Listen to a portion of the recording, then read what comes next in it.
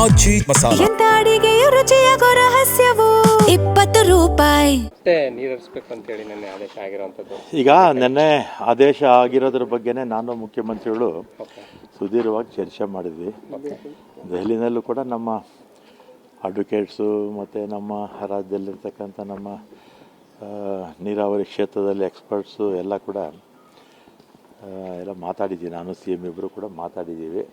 ನೆನ್ನೆ ಕೊಟ್ಟು ಹಿಂದೆ 3,500 ಕ್ಯೂಸೆಕ್ಸ್ ಬಿಡಿ ಅಂದರು, ಅದು ಓಕೆ.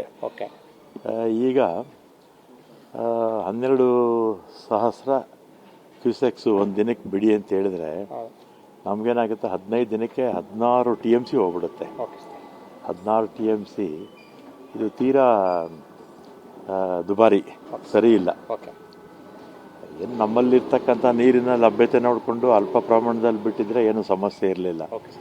ಇದು ತೀರಾ ಜಾಸ್ತಿ ಆಯಿತು ಬಿಟ್ಟಿರ್ತಕ್ಕಂಥದ್ದು. ಮತ್ತು ಇನ್ನೊಂದು, ನಮಗೆ ಮುಂಗಾರು ನಮ್ಮ ಹಳೆ ಮೈಸೂರಲ್ಲಿ ಅಲ್ವಾ, ಇಲ್ಲಿ ಮುಂಗಾರು ಈ ಸಲ ಕೈ ಕೊಟ್ಟಿದೆ. ಅವ್ರಿಗೆ ಡ್ಯಾಮ್ಸಲ್ಲೂ ಸಾಕಷ್ಟು ಸಫಿಷಿಯೆಂಟ್ ನೀರಿದೆ, ಮತ್ತು ಅವ್ರಿಗೆ ಹಿಂಗಾರು ಅಲ್ಲಿ ಮಳೆ ಇದೆ, ಮತ್ತು ವಾಟರ್ ಟೇಬಲ್ಲು ನಮಗಿಂತಲೂ ಜಾಸ್ತಿ ತಮಿಳ್ನಾಡಲ್ಲಿದೆ. ನಮಗೆ ವಾಟರ್ ಟೇಬಲ್ ಇಲ್ಲಿ ತೀರಾ ಕೆಳಗಡೆ 800-1000 ಅಡಿ ಹೋದರೂ ನಮ್ಮ ನೀರು ಸಿಗೋಲ್ಲ, ಅವ್ರಿಗೆ ಭಾಳ ಮೇಲೇ ಸಿಗುತ್ತೆ.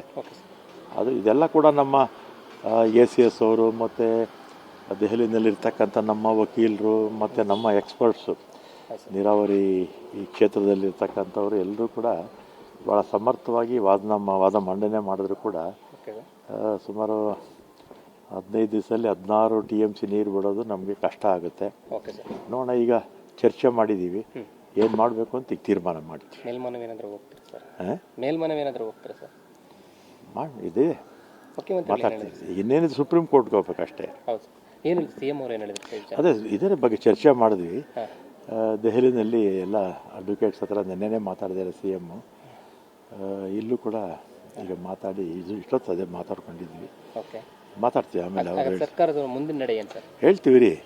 ಸರ್, ಈಗ ಖಾತೆ ನಮ್ಮ ರಾಜ್ಯಕ್ಕೆ ಅನ್ಯಾಯ ಆಗಿದ ರೀತಿ ನೋಡ್ಕೊಳ್ತೀವಿ ಅಷ್ಟೇ.